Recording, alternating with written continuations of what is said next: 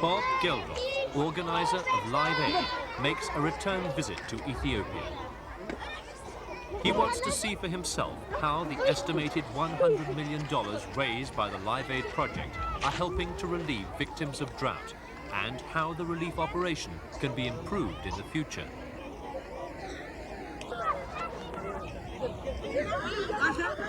Bob Geldof has suspended his career as a pop musician to help Africa.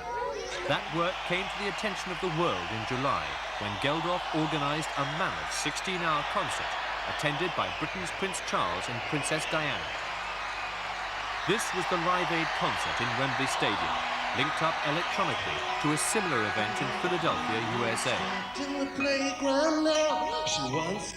One of the main attractions was Bob Geldof himself, with his group, the Boomtown Rats.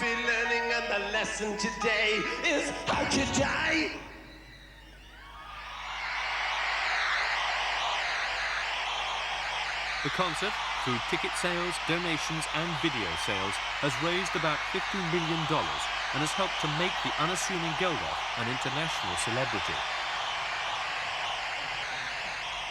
Since then, he's argued his case with world leaders, like British Prime Minister Margaret Thatcher. Geldof himself is Irish. He told her that European community food stocks could be better used for relief aid. Well, what about the intervention stocks? I mean, is there any way, for example, that we could try it at a reduced rate? But intervention stocks are used. For what? Those are the stocks. I mean, at the moment, you've got a problem with the butter mountain. You don't know how to dispose of it. To sell to the Russians is the cheapest way. I'm sorry, but butter doesn't do very much good in Africa. Well, butter oil actually does. It is one of the major supplementary foods. If you can get it. But it is a byproduct of butter. Yes. Well, look, a lot is going. A lot of surplus food is going. But don't Prime Minister, there are millions dying, and that's the terrible thing. His efforts culminated in the He's received international acclaim for his campaign. On July 13th. In Washington, for example, the he musical received a events congressional organized award directly for by his the money-raising efforts. enterprising musician have already raised over $100 million for food, blankets, medicine, and other assistance.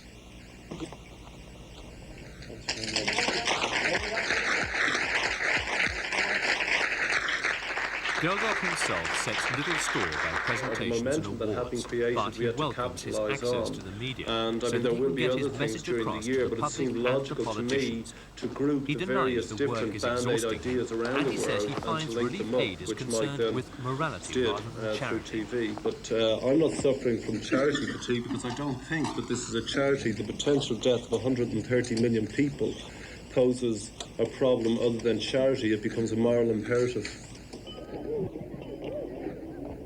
Geldof went on a tour of 6 drought-affected African states in early October.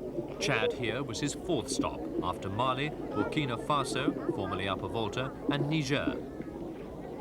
Countries fringing on the Sahara Desert have been badly affected by the recent years of drought. Cattle and camels die, the desert creeps further southward, and more people are forced to come to the relief camps. Sudan is more fortunate in that it has a coastline on the Red Sea, and Port Sudan has all the facilities to accommodate large freighters. Live Aid has chartered 7 vessels which shuttle continuously between London and Sudan, bringing in 10,000 tons of wheat, medical supplies and blankets each week. Live Aid also lost no time in assembling a fleet of 154 trucks because one of the main problems has been transporting supplies into the interior. Critics said the bulk of the trucks, formerly owned by an American company in Sudan and which have been lying idle for 18 months, were a bad buy. But mechanics have made all but a handful serviceable, and the rest can be cannibalized for spare parts. Have you got replacements for them? Yes, we have now. Tyres But are it a took major a while problem. Bureaucracy delays imports, and on the rocky desert roads, the tyres again, wear I mean, out this quickly. is, as I said, just like that Monty Python Most are thing, bloody used until luxury the that tread is. I is mean, completely we were in worn Chad away. yesterday and we saw a 60-ton truck, double trailer, fully laden, with at least 100 people on top, going 1,000 miles into the Sahara. And they were charging £10 to sit on top of these things. And the tyres were actually right through beyond this. And they were patched up with bits of material, carrying people, you know, it's a nightmare. Because local supplies of fuel are unreliable, Live Aid has brought in its own supplies for the trucks. Regular convoys now travel from Port Sudan to the capital, Khartoum, a trip of nearly 2,000 kilometers along one of Sudan's better highways.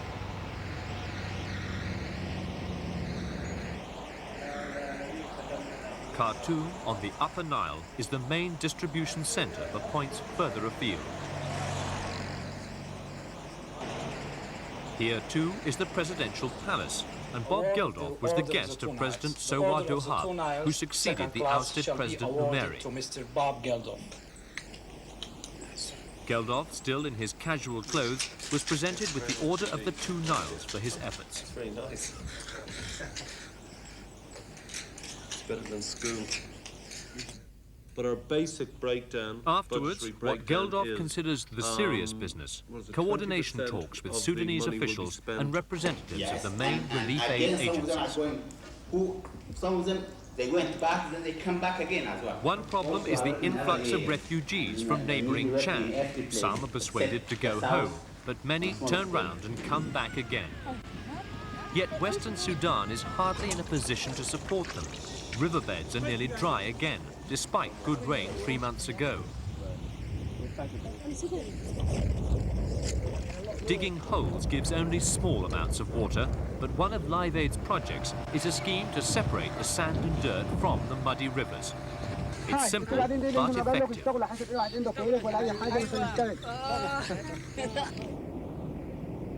Last stop on the Geldof tour, Ethiopia, with its Marxist-Leninist revolutionary government. Addis Ababa is a smart capital city, but the country itself is one of the poorest in the world. The revolutionary government is also fighting a war on 3 fronts against secessionist rebels in the north and northeast, often in rough mountainous terrain, ideally suited to the guerrilla forces. It was from refugee camps in these remote areas that a year ago, horrific television pictures of starvation and death shocked the world and mobilized international aid. 1 year on, life in camps like this one has improved as a result. Some Western officials have questioned the morality of the Ethiopian government spending millions on arms to fight against its own people instead of on relief aid. But Geldof says such critics should accept that the situation transcends politics. They don't have to trust the government. They should trust the RRC, which are the people who are here to coordinate the famine effort. And as all the aid agencies in the country, not only the big boys like UN, UNICEF and Red Cross, but the Oxfams, the Save the Children, as they implicitly trust them, then they are the ones, they're the experts, they're the ones who work here. If they say trust them, then we must do the same. And after having been involved in the situation for almost a year now, I would say the same thing. And I just think it's a preposterous notion that because you are of a different political persuasion, or anybody, if you're involved in a different religious persuasion, that you don't help that person is a preposterous and alien notion to me. These are people, and the people who are watching this are humans, and we must have a responsibility for each other. It's as simple as that. Thanks to a concerted relief effort, there is no longer starvation in the camps. Deaths have fallen to a handful a week, mostly people who arrive too weak and malnourished to be saved, even by the intensive feeding program for children, which involves as many as 10 feeds a day. There is general agreement that the emergency of avoiding mass starvation, there was talk of tens of millions of deaths, has now passed. But there is also agreement that there must be a long-term program to solve the problem. This involves providing villagers with grain seed, tools and transport, and digging wells. There's a lot of work still to be done.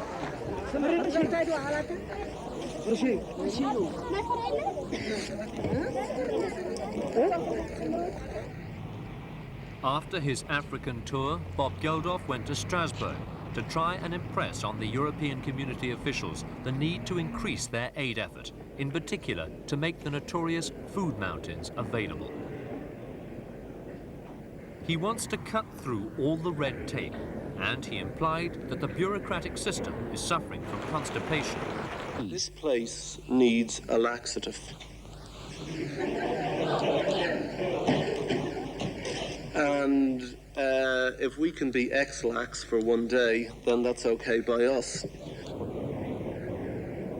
Geldof had called on the Budget Committee to veto a decision by the Community Finance Committee to cut nearly $150 million off next year's aid.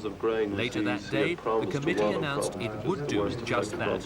But Geldof believes the war against famine is far from over. They needed it immediately, and the EC said, well, we have to process it and we have to send Catherine He has down to pledged look at the that the problems. work of the Live Aid Trust will continue, although he has also expressed hope that eventually the organisation will have outlived its usefulness when the battle against mass starvation will have been won. There's nothing more simple than people bloody dying when people sit around a committee. For now, though, Geldof believes it's up to the politicians to ensure that a similar situation never arises again.